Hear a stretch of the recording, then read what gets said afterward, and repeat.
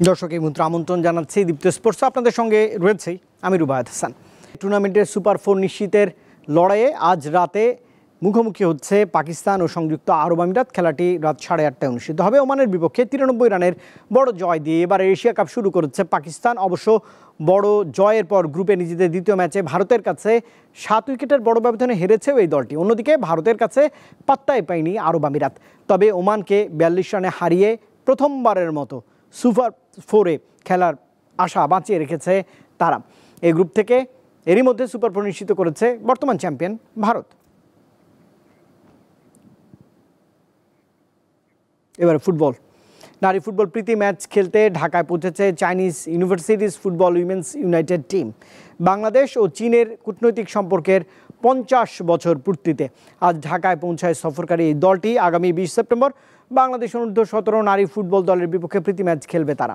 ম্যাচটি কমলাপুর স্টেডিয়ামে হতে পারে যদি টার্ফ বসানোর কাজ সম্পূর্ণভাবে হয়ে যায়। না হলে চীনের বিপক্ষে প্রীতি ম্যাচটি হবে ঢাকা জাতীয় স্টেডিয়ামে।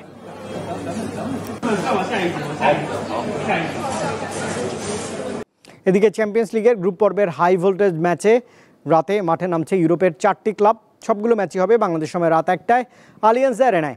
বায়ার্ন মিউনিখের বিপক্ষে খেলবে চেলসি। জার্মানদের গতি আর ইংলিশদের কৌশল, দু দলের লড়াইয়ে গোল উৎসবের আভাস মিলেছে এই ম্যাচে। অপরদিকে অ্যানফিল্ডে লিভারপুলকে রুখে দিতে প্রস্তুত স্প্যানিশ ক্লাব অ্যাথলেটিকো মাদ্রিদ। একদিকে রেডসদের হাই প্লেসিং আক্রমণ, অন্যদিকে দিয়াগো সিমিওনের ডিফেন্সিভ ফুটবল ভক্তদের জন্য অপেক্ষা করছে জমজমাট এক লড়াই। এছাড়াও আমস্টারডামে মুখোমুখি হবে আয়াক্স এবং ইন্টার মিলান। তাদের অভিজ্ঞ রক্ষণের শক্তি দিয়ে ডাচদের তরুণ ঝড় থামাতে চাইবে ইতালিয়ান জায়ান্টরা। আলোচনায় থাকছে পিএসজি আটলান্টার ম্যাচটিও। টানা তৃতীয়বারের মতো আয়রনম্যান বিশ্ব চ্যাম্পিয়নশিপে সফল হয়েছেন বাংলাদেশের মোহাম্মদ শামসুজ্জামান আরাফাত। আর দ্বিতীয়বারের মতো সফল হয়েছেন আরেক আয়রনম্যান মোহাম্মদ আরিফুর রহমানও। ফ্রান্সের নিশেতে রবিবার স্থানীয় সময় সকাল 6:30টায় শুরু হয় আয়রনম্যান বিশ্ব চ্যাম্পিয়নশিপ। আরাফাত 11 ঘন্টা 38 মিনিট 58 সেকেন্ড সময় নিয়ে আয়রনম্যান বিশ্ব চ্যাম্পিয়নশিপে এই আসরে সম্পন্ন করেন। তার অবস্থান ছিল 181তম। আরিফুর রহমান আয়রনম্যান বিশ্ব চ্যাম্পিয়নশিপ সম্পন্ন করতে সময় নিয়েছেন 13 ঘন্টা 43 মিনিট 14 সেকেন্ড। 20 সেপ্টেম্বর আয়রনম্যান ইতালিতে অংশ নেবেন তিনি।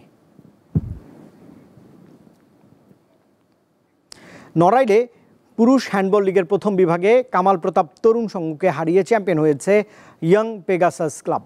বীরশ্রেষ্ঠ নূর মোহাম্মদ স্টেডিয়ামে বাংলাদেশ হ্যান্ডবল ফেডারেশন ও জেলা ক্রীড়া সংস্থার ব্যবস্থাপনায় প্রতিযোগিতায় অংশ নেয় 16টি ক্লাব।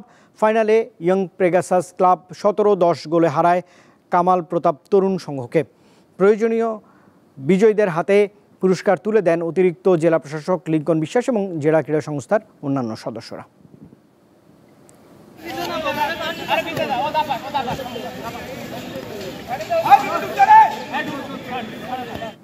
হবিগঞ্জের বানিয়াচং উপজেলার দৌলতপুরে হয়ে গেল ঐতিহাসিক নৌকা বাইচ প্রতিযোগিতা। তরুণ সমাজকে অপরাধমূলক কর্মকাণ্ড থেকে দূরে রাখতেই এমন আয়োজন করা হয়। একটা সময় বর্ষার মৌসুমে হাওর বিলে ঢাকঢোল পিটিয়ে নৌকা বাইচ প্রতিযোগিতার আয়োজন করা হতো। গ্রাম বাংলার মানুষের প্রধান বিনোদনের মাধ্যম ছিল এই নৌকা বাইচ।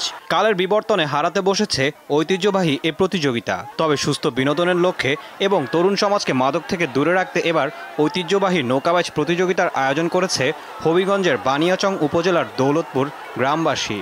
বাংলার যে ঐতিহ্যবাহী বিনোদনমূলক আয়োজনগুলো আছে এইগুলো যদি নিয়মিত আয়োজন হয়, খেলামুখী হয়, তাহলে আমাদের যে যুব সমাজ তারা সঠিক পথে থাকবে। প্রতিযোগিতাটি দেখতে সকাল থেকেই দূর দূরান্ত থেকে আসতে থাকেন দর্শকরা। কানায় কানায় ভরে ওঠে দৌলতপুরের রাস্তাঘাট। অনেকে আবার পরিবার, প্রিয়জন ও বন্ধুদের নিয়ে হাজির হন নৌকা বাইচ উপভোগ করতে। প্রতি বছর যেন এইভাবে নৌকা বাইচ হয় এই আমরা আশা করছি। আগের ঐতিহ্যটা যাতে জীবিত থাকে এটা আমরা চাই। এখানে দেখেন হাজার হাজার দর্শকরা এই নৌকা বাইচ উপভোগ করতেছে। 4-5 বন্ধু বান্ধব মিলে আইছি যে দেখবার লাগে নৌকা বাইচ শুনছি সুন্দর হইতেছে, নৌকা বাইচ সুন্দর হইতেছে। প্রতিযোগিতায় টঙ্গীরঘাট এলাকার আফসার মিয়ার নৌকাকে হারিয়ে ফাইনালে বিজয়ী হয় একই গ্রামের কালামিয়ার নৌকা। নৌকা বাইচ শুধু প্রতিযোগিতা নয়, এ যেন গ্রামীণ মিলন মেলা। আর এই মিলন মেলার স্মৃতি ধরে রাখতে প্রতি বছর নৌকা বাইচ প্রতিযোগিতার ধারা অব্যাহত রাখার আশ্বাস আয়োজকদের। দীপ্ত বার্তা কক্ষ। আর দর্শক, এই ছিল আজকের মতো দীপ্ত স্পোর্টসের আয়োজনে। দেশ বিদেশের খেলাধুলোর নানা রকম খবর পেতে দীপ্ত স্পোর্টসের সঙ্গেই থাকুন আর চোখ রাখুন দীপ্ত টেলিভিশনের ডিজিটাল প্ল্যাটফর্মগুলোতে।